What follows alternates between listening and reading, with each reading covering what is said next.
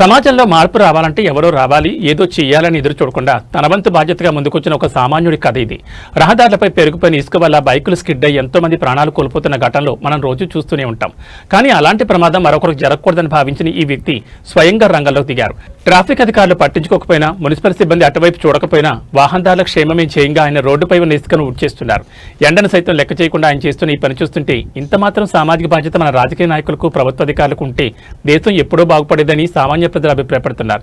పెద్ద పెద్ద పదవుల్లో ఉండి ఏమీ చేయని వారికంటే ఏ పదవి లేకుండా 10 మంది ప్రాణాలు కాపాడాలని తప్పించే ఇటువంటి వారే నిజమైన హీరోలు.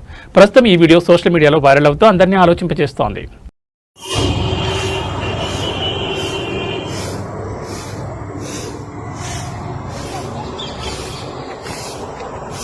బాబా ఎందుకు తుడుస్తున్నారు ఇది?